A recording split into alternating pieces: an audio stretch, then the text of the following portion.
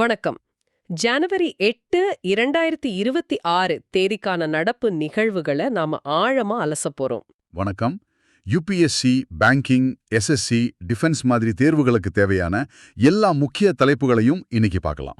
ஆமா, நேரடியா முதல் தலைப்புக்கு போயிடலாம்னு நினைக்கிறேன். Global economic Outlook. சரி. ஐஎம்எஃப், அதாவது இன்டர்நேஷனல் மானிட்டரி ஃபண்ட், 2026க்கான உலகளாவிய வளர்ச்சி கணிப்பை 2.9% குறைச்சிருக்காங்க. இதுக்கு காரணம் நீடித்த பணவீக்கம், அதாவது பெர்சிஸ்டன்ட் இன்ஃப்ளேஷன், அப்புறம் புவிசார் அரசியல் பதட்டங்கள். ஆனா இது ஒரு ஆச்சரியமான விஷயம் இருக்கு. உலக வளர்ச்சி மெதுவா போனாலும் இந்தியாவோட ஜிடிபி வளர்ச்சி கணிப்பு மட்டும் 6.8% அப்படிங்கிற ஒரு வலுவான இடத்துல இருக்கு. ஆமா, இது தேர்வு நோக்குல ரொம்ப முக்கியமான ஒரு ஒப்பீடு. ஐஎம்எஃப் கணிப்புகள் பத்தியும் இந்திய பொருளாதாரத்தோட நில பத்தியும் கேள்விகள் அடிக்கடி வரும். சரி, பொருளாதாரத்தை அடுத்து அறிவியல், நியூ சயின்ஸ் பாலிசி பத்தி ஒரு அப்டேட். ஆமா, அரசாங்கம் நேஷனல் ரிசர்ச் ஃபவுண்டேஷன், அதாவது என்ஆர்எஃப்னு ஒன்னு அறிவிச்சிருக்காங்க. இதோட ஆரம்ப கட்ட ஒதுக்கீடு மட்டும் 50,000 கோடி ரூபாய். கரெக்ட். இதோட நோக்கம் இனோவேஷனை, அதாவது புத்தாக்கத்தை வளர்க்கறது தான். இது ரொம்ப பெரிய ஒரு முயற்சி. இதோட ஸ்டாட்டிக் ஜிகே பகுதியையும் கொஞ்சம் பார்த்துடலாமா? கண்டிப்பா. இன்டர்நேஷனல் மானிட்டரி ஃபண்ட், ஐஎம்எஃப் 1944 நிறுவப்பட்டது. தலைமையகம் வாஷிங்டன் டிசில இருக்கு. தற்போதைய எம்டி கிறிஸ்டலினா ஜார்கியவா. ஆமா, அவங்களோட முக்கிய பணி உலக பணவியல் ஒத்துழைப்பை கண்காணிக்கிறது, நிதி நிலைத்தன்மையை உறுதி செய்யறது. அதே மாதிரி ISRO, Indian space research organisation, இது ஆகஸ்ட் 15, 1969 நிறுவப்பட்டது. தலைமையகம் பெங்களூரு. தற்போதைய தலைவர் எஸ். சோமநாத். சந்திரயான், மங்கள்யான், ககன்யான் மாதிரி திட்டங்கள். இந்த அடிப்படை தகவல்கள் நேரடி கேள்விகளா வர நிறைய வாய்ப்பு இருக்கு. சரி, அடுத்ததா நேஷனல் ஃப்ரண்டியர்ஸ், அதாவது உள்கட்டமைப்பு மற்றும் எரிசக்தி. இதுல இந்தியாவுக்கு ஒரு வேர்ல்ட்ஸ் ஃபர்ஸ்ட் பெருமை கிடைச்சிருக்கு. அப்படியா? என்னது அது? இந்தியா இப்போ உலகின் முதல் பயோ பிட்டமின் உற்பத்தியாளரா இருக்கு. அமைச்சர் நிதின் கட்கரி இதை அறிவிச்சிருக்காரு. பயோ பிட்டமினா? தார் மாதிரி இருக்குமே சாலை போடுறதுக்கு, அதுவா? அதேதான். இது சிஎஸ்ஐஆர், அதாவது council of scientific and industrial research மூலமா பயோமாஸ், விவசாய கழிவுகள்ல இருந்து உருவாக்கப்படுது. ஓஹோ, அப்ப பயிர் அவசேஷங்களே எரிக்கிறத தவிர்க்கலாம். நிச்சயமா. இது விக்சிட் பாரத் 2047 திட்டத்தோட இணைக்கப்பட்டிருக்கு. சுற்றுச்சூழல் சம்பந்தமான தேர்வுகளுக்கு இது ரொம்ப முக்கியமான பாயிண்ட். அடுத்து, உலகின் முதல் எல்சி மேக்ஸ் யூனிட் விசாகப்பட்டினம் சுத்திகரிப்பு நிலையத்துல தொடங்கப்பட்டிருக்கு. ஆமா, இதோட முதலீடு 31,407 கோடி, கொள்ளளவு 3.55 MTPA. இதோட ஸ்பெஷாலிட்டி என்னன்னா, இது 93% கசடு, அதாவது ரெசிடியூவை டீசல் அல்லது ஜெட் எரிபொருளை மாத்தும். ஆமா, இதுல தலா 2200 டன்கள் கொண்ட 3 பெரிய ரியாக்டர்கள் இருக்கு. இது ஒரு பெரிய தொழில்நுட்ப முன்னேற்றம். அடுத்து, இந்திய ரயில்வே 99.2% ரயில் எலக்ட்ரிஃபிகேஷன் முடிஞ்சிருக்கு. ஆமா, நவம்பர் 2025 நிலவரப்படி 69,427 RKMகள் மின்மயமாக்கப்பட்டிருக்கு. இதோட வேகம்தான் இங்க முக்கியம். 2004லிருந்து 14ல ஒரு நாளைக்கு 1.4 கிலோமீட்டர் தான். ஆனா 2019லிருந்து 25ல ஒரு நாளைக்கு 15 கிலோமீட்டர். நினைச்சு பாருங்க. இதனால சூரிய ஆற்றல் திறன் கூட 898 மெகாவாட்டாக உயர்ந்திருக்கு. இதுல ஒரு எக்ஸாம் ஹிண்ட் இருக்கு. மிஷன் 100% எலக்ட்ரிஃபிகேஷன் திட்டத்துல இன்னும் மின்மயமாக்கப்படாத 5 மாநிலங்கள் எவை? இது முக்கியமான கேள்வி. 1, Rajasthan 93 RKMs. 2, Tamil Nadu 117 RKMs. 3, Karnataka 151 RKMs. 4, Assam 197 RKMs. அப்புறம் கோவா 16 RKMs. இந்த புள்ளிவிவரங்கள் தேர்வுகளுக்கு ரொம்ப முக்கியம். நீங்க நோட் பண்ணிக்கோங்க. சரி, அடுத்ததா நேஷனல் கவர்னன்ஸ். ஆமா, கலாச்சாரம், வர்த்தகம், ஊடகம். இதுல லிட்ரரி ஹெரிடேஜ் பகுதியில அமைச்சர் தர்மேந்திர பிரதான் 55 சாஸ்திரிய படைப்புகளை வெளியிட்டிருக்காரு. இந்த படைப்புகள் மைசூர்ல இருக்கிற CIIL மற்றும் சென்னையில இருக்கிற CICT மூலமா தயாரிக்கப்பட்டிருக்கு. இதுல ஒரு ஹைலைட் திருக்குறள் சைகை மொழி, அதாவது திருக்குறள் சைன் லாங்குவேஜ் தொடர். ஆமாம், அது மட்டும் இல்லாம மடல பஞ்சி, ருத்ரா சுதநிதி, ஷில்ப சப்தாவலி, சாரியபாடா போன்ற படைப்புகளும் இருக்கு. இதுல மொழிபெயர்ப்பாளர்கள் பெயர்களை நினைவுல வச்சுக்கிறது அவசியமா? ஆமா, J.K. நாயக், சுரேந்திரா பணிகிராஹி, கங்காதர், பிரமோதினி பாண்டா, இவங்க பெயர்கள் முக்கியம். அடுத்து நிதி Aayog trade watch 5th edition. இது ஆட்டோமோட்டிவ் எக்ஸ்போர்ட்ஸ் பத்தினது. இதுல ஒரு சவாலான விஷயம் இருக்கு. உலகளாவிய ஆட்டோ காம்பனன்ட் சந்தையோட மதிப்பு $856 பில்லியன். ஆனா இந்தியாவோட ஏற்றுமதி வெறும் 16.9 பில்லியன் தான். அதாவது உலக ஏற்றுமதியில வெறும் 1.4% பங்கு. இது ரொம்ப குறைவு. ஓகே. அடுத்ததா வேவெக்ஸ் அண்ட் எம்ஐபி. இது ஒரு MOU, வேவெக்ஸ் அதாவது MIB ஆக்சலரேட்டர் மற்றும் ஃபிட் ஐஐடி டெல்லிக்கு நடுவுல கையெழுத்தாயிருக்கு. இதோட நோக்கம் மீடியா டெக் மற்றும் ஏவிஜிசி துறைகள்ல தொழில் முனைவோரை ஊக்குவிக்கிறது தானே? Correct. Animation, visual effects, gaming and comics இந்த துறைகள்ல கவனம் செலுத்துறாங்க. இப்போ பாதுகாப்புத்துறை செய்திகள், டிஃபென்ஸ் அண்ட் செக்யூரிட்டி. DRDOவோட 68வது நிறுவன தினம் கொண்டாடப்பட்டிருக்கு. இதுல 22 AON அதாவது அக்செப்டன்ஸ் ஆஃப் நெசசிட்டி ஒப்புதல்கள் வழங்கப்பட்டிருக்கு. மதிப்பு 1.30 லட்சம் கோடி. இதுல சைபர், ஸ்பேஸ், AI மாதிரி துறைகள்ல கவனம் செலுத்தப்படும் சொல்லியிருக்காங்க. DRDOவுக்கு 52 ஆய்வகங்கள் இருக்கு.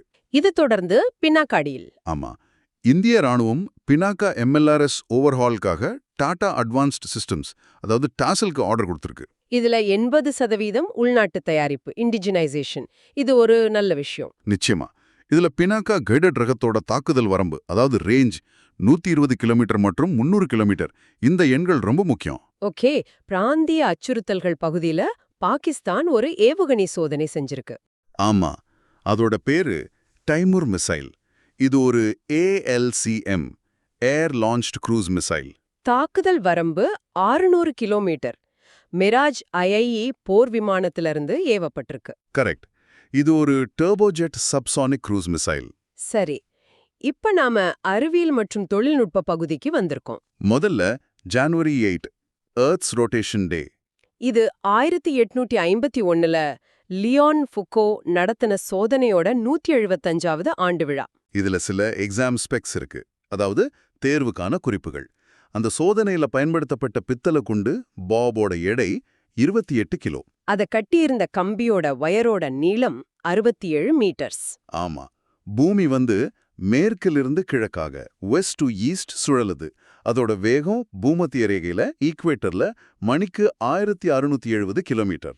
இந்த அடிப்படை இயற்பியல் உண்மைகள் பொது அறிவு கேள்விகள்ல வரலாம். அடுத்து விண்வெளி சார்ந்த ஒரு ஆச்சரியமான கண்டுபிடிப்பு. ஹபிள் தொலைநோக்கி கண்டுபிடிச்ச கிளவுட் 9. இதுல நட்சத்திரங்களே இல்லைன்னு சொல்றாங்க. ஆமா, இதுதான் இதில் இருக்கிற ஆச்சரியம். இது டார்க் மேட்டரால் ஆதிக்கம் செலுத்தப்படுற முதல் மேகம். கேலக்ஸி M94 அருகே 14 மில்லியன் ஒளியாண்டுகள் தொலைவில் இருக்கு.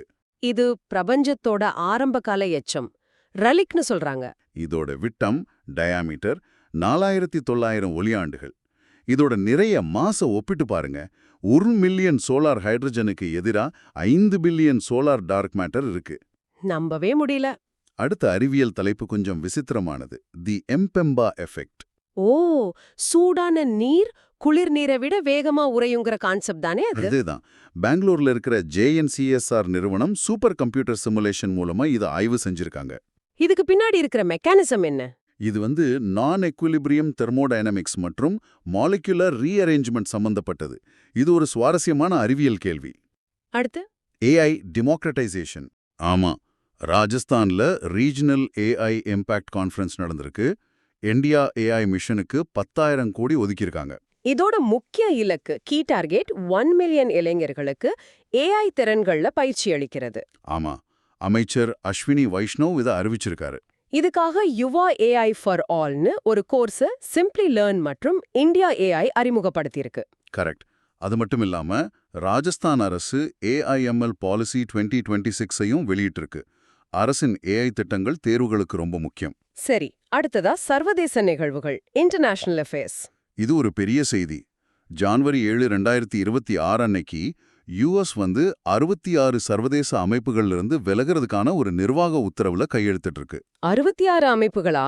ஆமா, முக்கியமா UNFCCC அதாவது கிளைமேட் சேஞ்ச் தொடர்பான அமைப்பு, அப்புறம் இன்டர்நேஷனல் சோலார் அலையன்ஸ் ISIல இருந்தும் வெளியேறாங்க.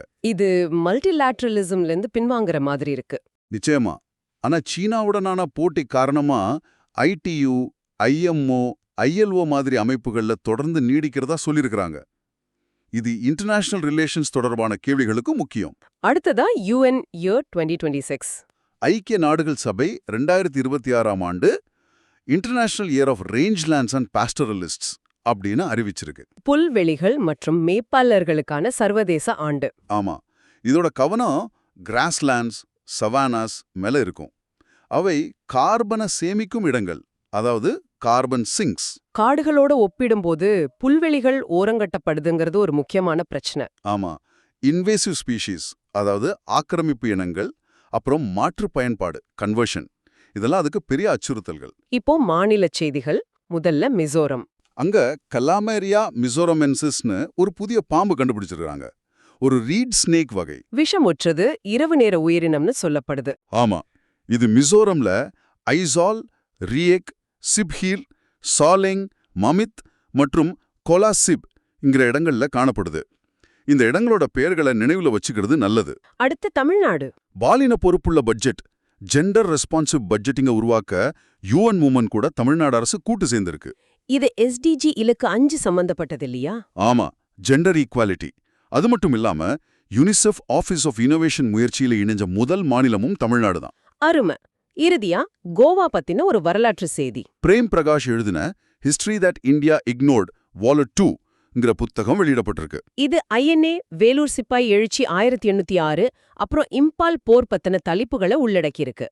சரி, அடுத்தது banking and finance. Federal bank அவங்களோட லோகோவை மாத்திருக்காங்க.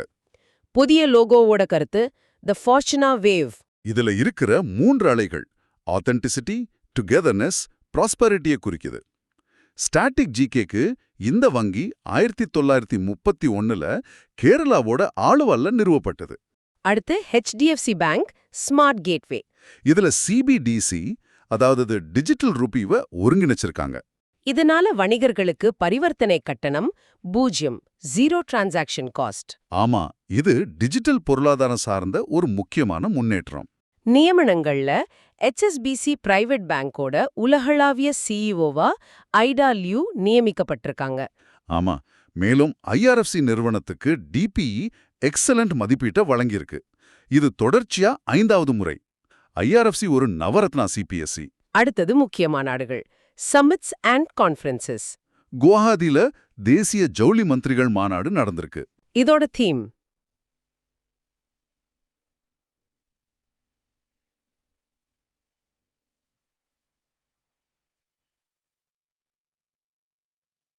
India's textiles, weaving growth, heritage and innovation.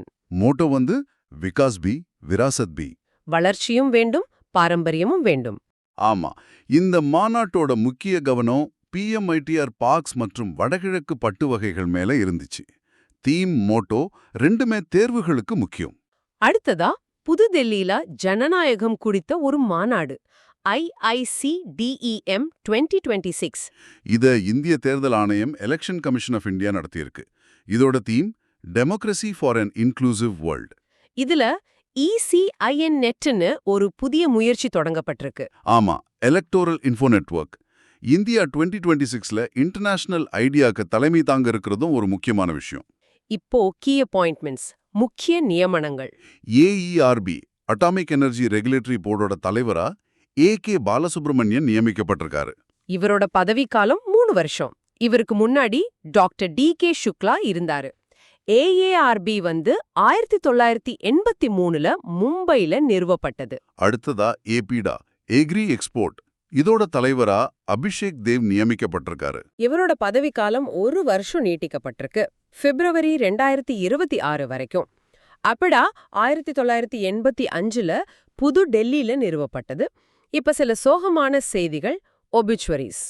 புகைப்பெற்ற சூழலியல் நிபுணர் மாதவ் காட்கில் 82 வயசுல காலமானார். இவர்தான் 2011ல வெஸ்டர்ன் காட்ஸ் எக்காலஜி எக்ஸ்பர்ட் பேனலுக்கு தலைமை தாங்கினார். இவரோட படைப்பு A Walk Up the Hill. அடுத்தது மனோஜ் கோத்தாரி, பில்லியர்ட்ஸ் சாம்பியன், 67 வயசுல காலமானார். இவர் 1990ல உலக பில்லியர்ட்ஸ் சாம்பியன் பட்டத்தை வென்றவர். ஆமா, 2011லிருந்து 2026 வரைக்கும் தேசிய பயிற்சியாளரா இருந்திருக்காரு. 2005ல மேஜர் தியான்சந்த் அவார்டு வாங்கியிருக்காரு. இறுதியா விளையாட்டுச் செய்தி. ஆஸ்திரேலியா ஆஷஸ் தொடர்ல ஒரு 134 வருஷ சாதனையை முறியடிச்சிருக்கு. அப்படியா? என்ன சாதனை?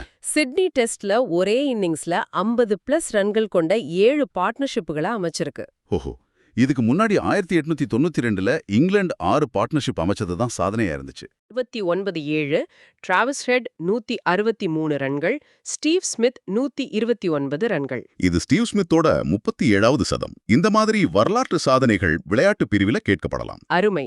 இதுவரைக்கும் பார்த்த தகவல்களை ஒரு சின்ன தேர்வு மாதிரி சோதிச்சு பார்க்கலாம். The exam hall. நான் கேள்விகளை கேட்கிறேன். கேளுங்க. Q1. ரயில்வே மின்மயமாக்கல் இன்னும் நிலுவையில் உள்ள 5 மாநிலங்கள் யாவை? ராஜஸ்தான், தமிழ்நாடு, கர்நாடகா, அசாம், கோவா. கரெக்ட். Q2. ஃபோகோவின் 1851 சோதனையில பயன்படுத்தப்பட்ட பித்தளை குண்டு மற்றும் கம்பியின் விவரங்கள் என்ன? 28 கிலோ குண்டு, 67 மீட்டர் நீள கம்பி. சூப்பர். Q3. TASL ஒப்பந்தத்தில் குறிப்பிடப்பட்டுள்ள கைடட் பினாக்கா வகைகளின் தாக்குதல் வரம்பு என்ன? 120 கிலோமீட்டர் மற்றும் 300 கிலோமீட்டர். அடுத்தது Q4. மதால்பஞ்சியின் ஆங்கிலம் ஹிந்தி மொழிபெயர்ப்பின் ஆசிரியர்கள் யார்? JK நாயக் மற்றும் சுரேந்திர பாணிகிரஹி. அருவே. Q5. Cloud9 பூமி எவ்வளவு தொலைவில் உள்ளது? அது எந்த கேலக்சிக்கு அருகில் உள்ளது? 14 மில்லியன் ஒளியாண்டுகள் மெசியர் 94, அதாவது M94 அருகே. சரி. Q6. HSBC பிரைவேட் பேங்கின் உலகளாவிய CEO-வாக நியமிக்கப்பட்டவர் யார்? ஐடா லியூ. அடுத்த கேள்வி. Q7. அமெரிக்கா 66 அமைப்புகளிலிருந்து விலகும் நிர்வாக உத்தரவில் எந்த தேதியில் கையெழுத்திட்டது? ஜனவரி 7, 2026. ஓகே. Q8. மிசோரமில் கலமாரியா மிசோரமென்சிஸ் பாம்பு எந்த 6 குறிப்பிட்ட இடங்களில் காணப்பட்டது? ஐசால், ரேக், சிஃபிர், சவுலெங், மாமிட், கொலாசப். கடைசி கேள்வி. Q9. ICDM-இன் முழு வடிவம் என்ன? India international conference on democracy and election management. இன்னைக்கு பொருளாதாரம், அறிவியல், பாதுகாப்புன்னு பல முக்கிய தலைப்புகளை விரிவாக அலசினோம். இந்த தகவல்கள் உங்க தேர்வுகளுக்கு ரொம்ப பயனுள்ளதா இருக்கும்னு நம்புறோம். இறுதியா உங்களுக்கான ஒரு சிந்தனை. நாம இன்னைக்கு பார்த்த 2 செய்திகளையும் இணைச்சு பாருங்க. ஒரு பக்கம் அமெரிக்கா UNFCCC ISA மாதிரி அமைப்புகள்ல இருந்து பின்வாங்குது. இன்னொரு பக்கம் இந்தியா பயோபிட்டமின் மாதிரி பசுமை முயற்சிகளை முன்னெடுக்குது. ஆமா, இந்த உலகளாவிய தலைமை பாத்திரங்கள்ல ஏற்படுற மாற்றம் காலநிலை மாற்ற பேச்சுவார்த்தைகள்ல இந்தியாவோட நிலை மற்றும் பொறுப்புகளை எப்படி பாதிக்கலாம்? இதை நீங்க சிந்திச்சு பாருங்க. மேலும் இது போன்ற தகவல்களுக்கும் தேர்வு தயாரிப்புகளுக்கும் எங்களுடைய டெலகிராம் சேனலை பின்தொடருங்க. அதற்கான இணைப்பு விவரங்கள்ல டிஸ்கிரிப்ஷன்ல கொடுத்திருக்கோம். நன்றி. நன்றி.